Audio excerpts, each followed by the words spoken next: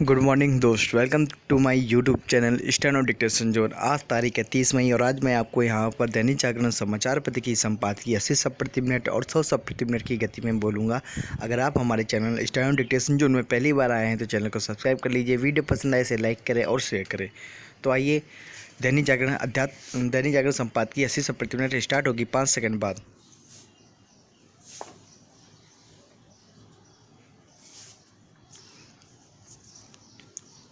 Start.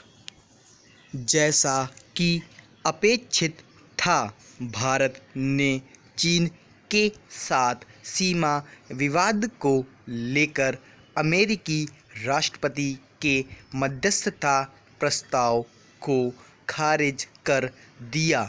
वास्तव में यदि ट्रंप भारत संग खड़े होना चाह रहे थे तो उन्हें मध्यस्थता की पेशकश करने के बजाय चीन को चेताना चाहिए था।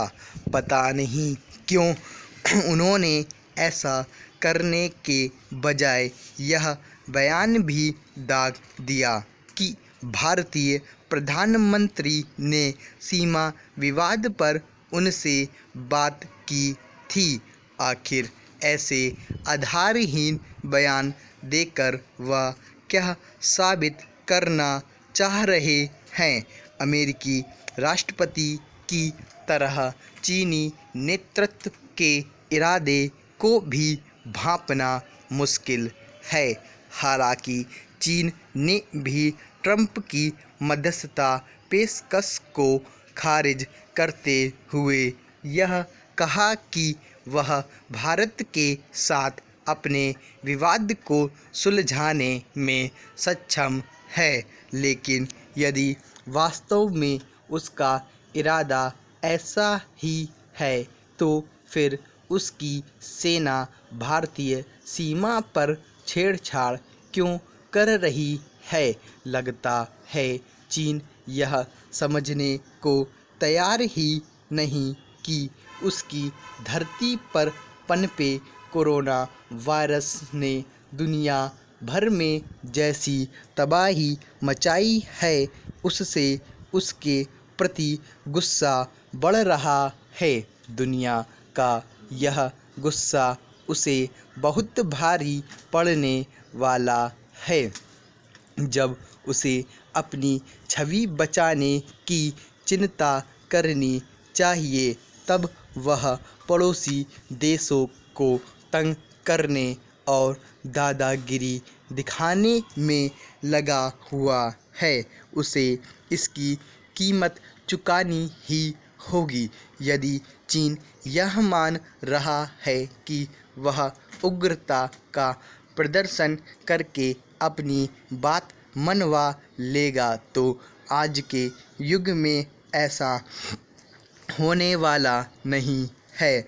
भले ही वह विश्व महाशक्ति बनने को आतुर हो, लेकिन सच्चाई यह है कि उसके अधिकांश पड़ोसी देश उसे क्षेत्रीय और विश्व शांति के लिए खतरा मानने लगे हैं। वह केवल दक्षिण चीन सागर से जुड़े देशों को ही नहीं धमका रहा, बल्कि ताइवान को भी आंखें दिखा रहा है।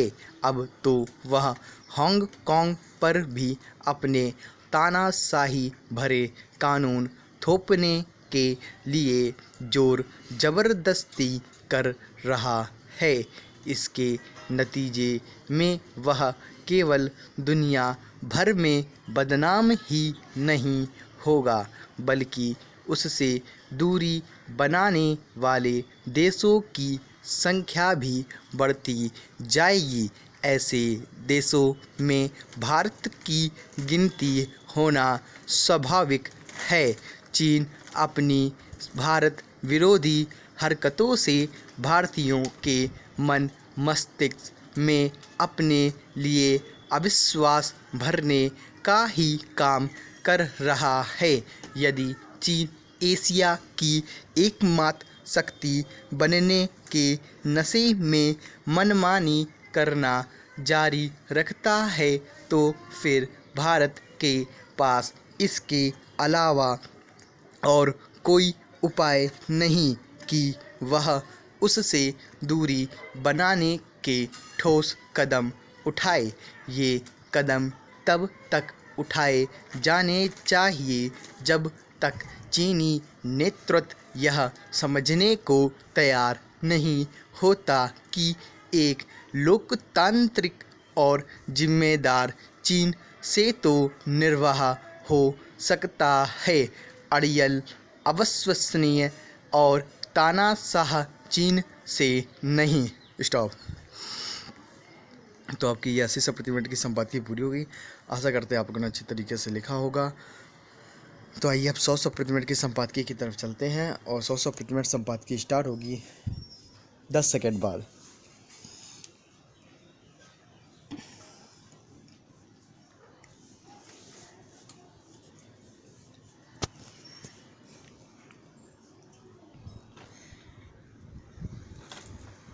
स्टार्ट।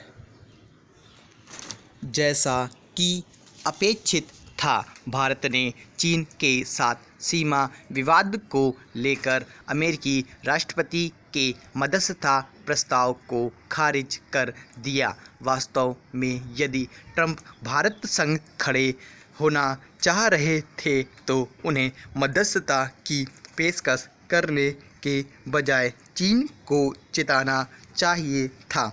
पता नहीं क्यों उन्होंने ऐसा करने के बजाय यह बयान भी दाग दिया कि भारतीय प्रधानमंत्री ने सीमा विवाद पर उनसे बात की थी। आखिर ऐसे आधारहीन बयान देकर वह क्या साबित करना चाह रहे हैं? अमेरिकी राष्ट्रपति की तरह से चीनी नेतृत्व के इरादे को भी भांपना मुश्किल है। हालांकि चीन ने भी ट्रंप की मध्यस्थता पेशकश को खारिज करते हुए यह कहा कि वह भारत के साथ अपने विवाद को सुलझाने में सक्षम है, लेकिन यदि वास्तव में उसका इरादा ऐसा ही है तो फिर उसकी सेना भारतीय सीमा पर छेड़छाड़ क्यों कर रही है? लगता है चीन यह समझने को तैयार ही नहीं कि उसकी धरती पर पनपे कोरोना वायरस ने दुनिया भर में जैसी तबाही मचाई है, उससे उसके प्रति गुस्सा बढ़ रहा है।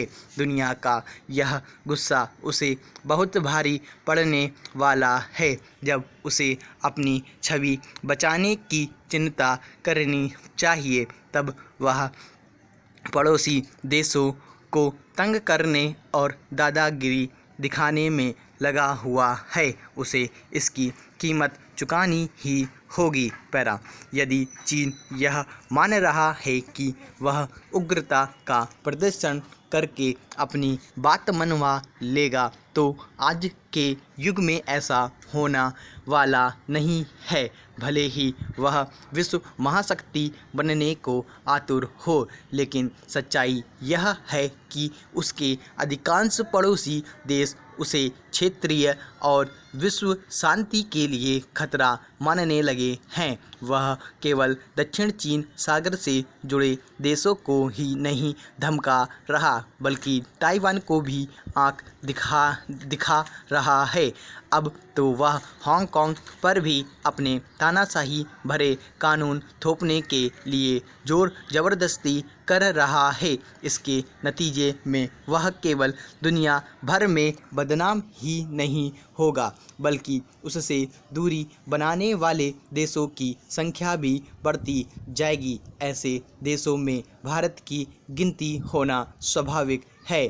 चीन अपनी भारत विरोधी हरकतों से भारतीयों के मन मस्तिष्क में अपने लिए अविश्वास भरने का ही काम कर रहा है। यदि चीन एशिया की एकमात्र शक्ति बनने के नशे में मनमानी करना जारी रखता है तो फिर भारत के पास इसके अलावा और कोई उपाय नहीं कि वह उससे दूरी बनाने के ठोस कदम उठाए। ये कदम तब तक उठाए जाने चाहिए जब तक चीनी नेतृत्व यह समझने को तैयार नहीं होता कि एक लोकतांत्रिक और जिम्मेदार चीन से तो निर्वाह हो सकता है, अड़ियल अविश्वसनीय और तानाशाह चीन से नहीं। स्टॉप। तो आपकी यह संपादकीय पूरी हो गई, जिसकी गति थी 100 शब्द प्रति मिनट। तो ऐसी डिक्टेशन लिखने के लिए हमारे यूट्यूब चैनल सब्सक्राइब करें, स्टैनो डिक्टेशन जोन। अगर वीडियो पसंद आए इसे लाइक करें और अपने दोस्तों में ज़्यादा से ज़्यादा शेयर करें। Thanks for watching this video.